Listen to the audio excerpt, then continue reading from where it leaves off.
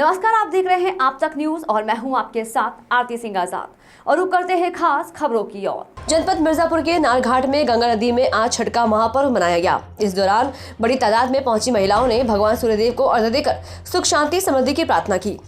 गंगा घाटों पर छठ पर्व के तीसरे दिन डूबते सूर्य को अर्घ्य दिया जाता है। आज महिला निर्जला व्रत के साथ व्रती और उनके परिवार के सदस्य दिन में जल्दी स्नान करते हैं और प्रसाद रखने के लिए बांस के नए सूप और टोकरियां खरीदते हैं। चावल, गन्ना, ठेकुआ, टिकरी, ताजे फल, सूखे मेवे, पेड़ा, मिठाई, गेहूं, गुड़, गगल, सेब, संतरा, बोड़ी, इलायची, हरी अदरक और सूप में तरह तरह के सात्विक खाद्य पदार्थ रखे जाते हैं।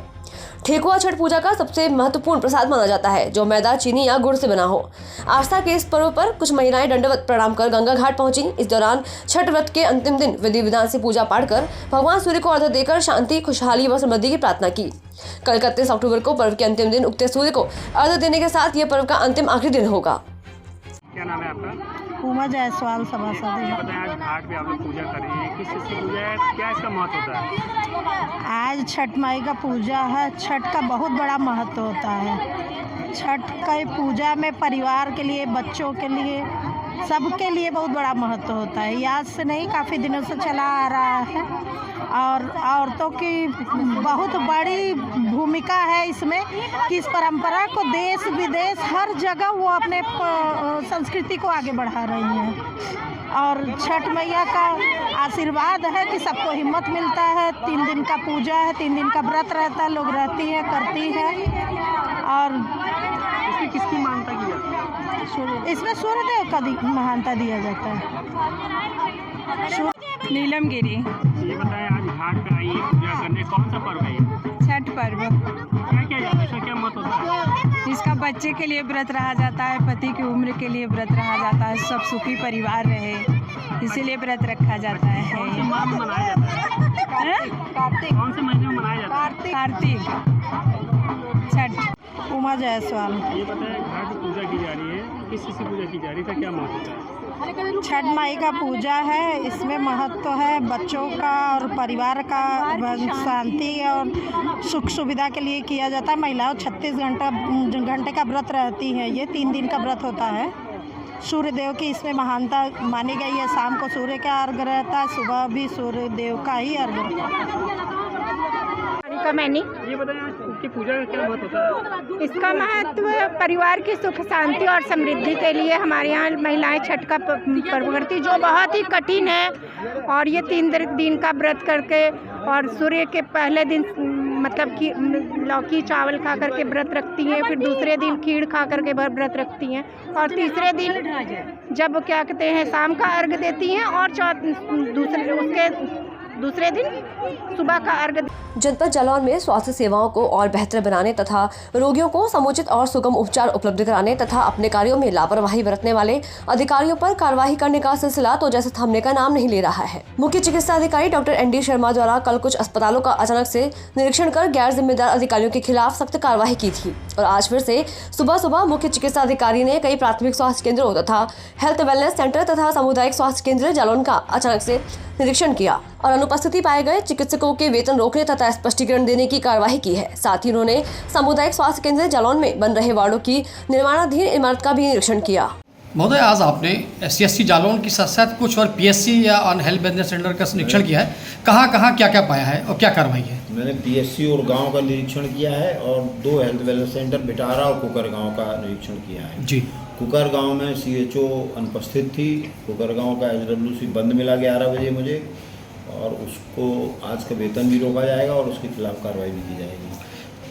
HWC बिटारा में CHO उपस्थित थी और वो मरीज भी देख रही थी। सारी सुविधाएं जो CHO को अपने ग्राम स्तर पे HWC के स्तर पर प्रदान करनी है वो सब हम मुहैया कराई जा रही है। अच्छा, CSC जालौन में आपने क्या पाया?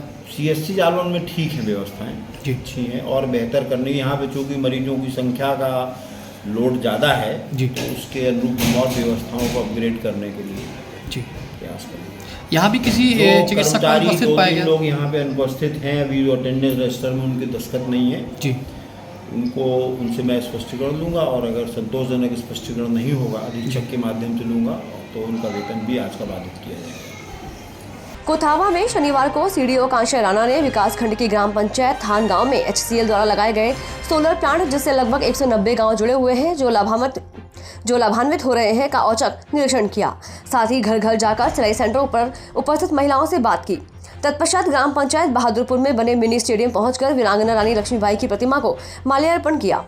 ब्लॉक सभागार में पहुंचे सीडीओ ने पंचायत सचिव के कार्यालयों का बारीकी से निरीक्षण किया। उन्होंने वीडियो पंकज यादव और एवं एडीओ पंचायत अमर सिंह से उनका रंग रोगन कराए जाने सहित जल्द व्यवस्थित करने की बात कही। उन्होंने कहा, आप लोग कैसे बैठकर यहाँ कार्य करते हैं, जब बैठने की व्यवस्था ही ठीक नहीं है तो फिर आगे विकास कार्य कैसे हो पाएंगे। पंचायत सचिवों प्रधानों के कामकाज करने की प्रगति देखते हुए उपस्थित सचिवों एवं प्रधानों से उनकी समस्याओं को सुना। ग्राम पंचायत कल्लहेपुर में हुए वृक्षारोपण एवं विकास कार्यों पर चर्चा की। वहीं कोरोकला में वृद्धावस्था पेंशन के तहत आधार का जल्द प्रमाणीकरण कराया जाना अनिवार्य कहा।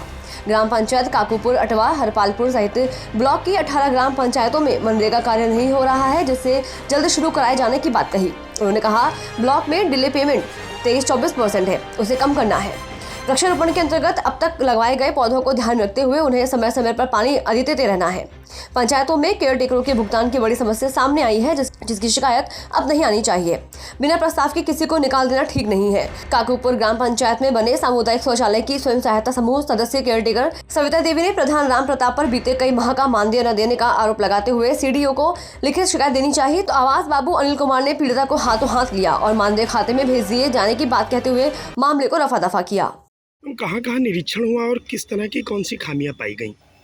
यहाँ पे थान गांव है, वहाँ पे निरीक्षण किया गया। वहाँ पे HCL के माध्यम से सोलर पैनल लगाया गया है और वहाँ पे लगभग 190 गांव में सोलर पैनल के माध्यम से ही सोलर एनर्जी की आपूर्ति की जाती है, इलेक्ट्रिसिटी की आपूर्ति की जाती है। फिर यहाँ पे जो स्टेडियम बनाया हुआ है ग्रामीण स्टेडियम ब्लॉक में, उसका निरीक्षण किया गया। साथ ही साथ यहाँ पे ब्लॉक परिसर का निरीक्षण किया गया एवं सचिवों और प्रधानों के साथ वार्ता की गई। मैम, कहीं पर कोई कमियां या कोई निर्देश? फिलहाल तो ऐसी कोई कमी प्रत्यक्ष रूप से तो नहीं दिखी है। यहाँ पे ब्लॉक में जो अभिलेख है वो भी ठीक ठाक मेंटेन है, पर यहाँ पे जो परिसर में जो आवास बने हुए हैं, जो अन्य कक्ष बने हुए हैं, इसके मेंटेनेंस के लिए लोगों को बताया गया।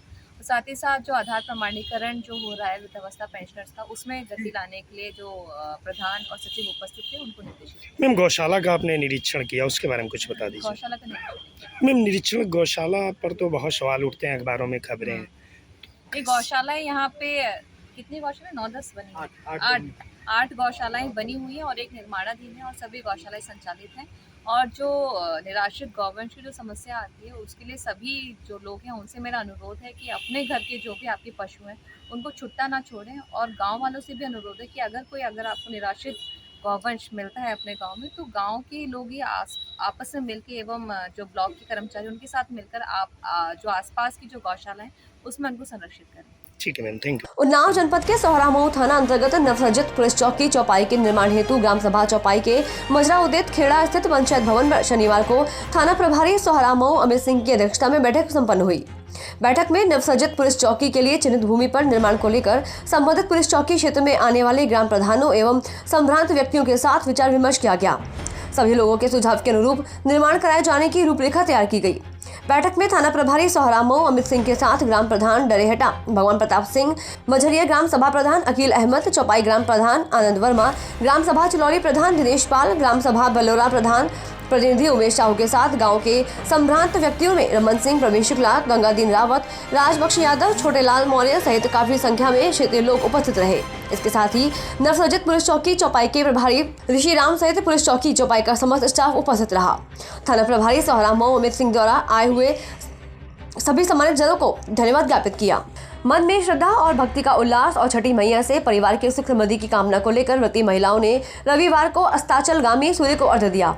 महिलाओं की अगाध श्रद्धा और कठोर तप वाले पर्व पर घाटों पर आस्था का सैलाब उमड़ पड़ा। निर्जला व्रत रखने वाली महिलाओं ने घुटने भर पानी में खड़े होकर अस्त होते भगवान सूर्य को जल अर्पित किया। तो पूरा परिसर छठी मैया के जयकारे से गूंज उठा। लोक आस्था के महापर्व छठ पूजा को लेकर रविवार की दोपहर बाद से ही लोग गाजे बाजे के साथ नदी और तालाबों पर पहुंचने लगे। दिव्य प्रकाश और छठी मैया के गीतों ने पूरे वातावरण को भक्तिमय बना दिया। छठी मैया के पारंपरिक और नए लोक गीतों को गाती गुनगुनाती महिलाएं हाथों में दीप लिए घाटों पर पहुंची। पीछे पीछे सर पर दौरा और कांधे पर ईख लेकर चल रहे पुरुष भी छठी मैया की भक्ति में तल्लीन दिखे। तेजस्वी पुत्र और परिवार की सुख समृद्धि की कामना को लेकर नगर से लेकर गांव देहात तक महिलाओं ने निर्जला व्रत रखा था। जिले के रामपुर, सीतामढ़ी, धनतुलसी घाट, कलीजरा, भोगांव, पारीपुर, इटहरा, बेरवा, पहाड़पुर, पुरवा, जगन्नाथपुर सहित ज्ञान सरोवर और अन्य ताल तलैया 4 बजे के बाद से ही व्रती महिलाओं की भीड़ जुटने लगी। शाम होते होते घाटों पर पैर रखने की जगह नहीं बची। अपनी अपनी वेदियों के सामने पूजन सामग्री रखे व्रती महिलाएं नदी में पश्चिम मुख किए खड़ी थीं, तो साथ के लोग घाट पर आए थे। अस्ताचलगामी सूर्य को अर्घ्य देने का समय आया तो सभी के हाथ आगे बढ़ते गए। व्रती महिलाओं के साथ परिवार के अन्य सदस्यों ने अस्ताचलगामी सूर्य को अर्घ्य दिया। वेदियों पर पूजन अर्चन के बाद दीप जलाए गए। दीप जलते नदी के घाट जगमगा उठे। विद्युत झालरों से सजे घाट दुधिया रोशनी से नहा उठे। इस दौरान घाटों पर भीड़ पर नजर रखने के लिए पुलिस के पुख्ता इंतजाम किए गए थे।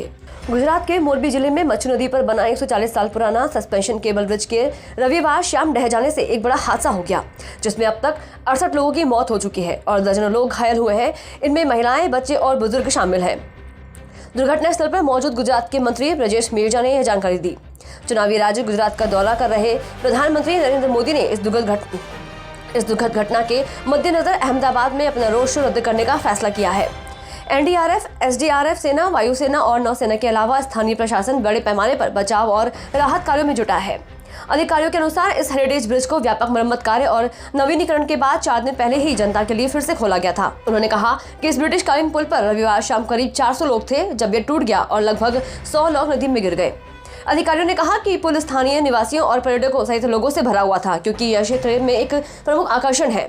दिवालियों की छुट्टी और वीकेंड के कारण बाहर से आए बहुत सारे पर्यटक शहर में थे और हो सकता है कि पुल इतने लोगों के भारी वजह से टूट गया हो। प्रत्यक्षदर्शियों द्वारा रिकॉर्ड किए गए वीडियो सोशल मीडिया पर वायरल हो रहे हैं, जिसमें देखा जा सकता है कि हादसे के बाद कई लोग खुद को डूबने से बचाने के लिए पुल के तारों को पकड़कर लटक रहे हैं। कई अन्य कमर गहरे पानी में नदी के उथले हिस्सों में फंसे हुए हैं, तो कुछ को पुल पर फंसे लोगों की मदद करने और नदी में गिरे लोगों को बचाने के लिए नदी में कूदते देखा गया। हम आपको मोरबी पुल हादसे और मच्छू नदी में चल रहे राहत एवं बचाव कार्यों के बारे में पल पल की जानकारी यहाँ दे रहे हैं। फिलहाल इतना ही।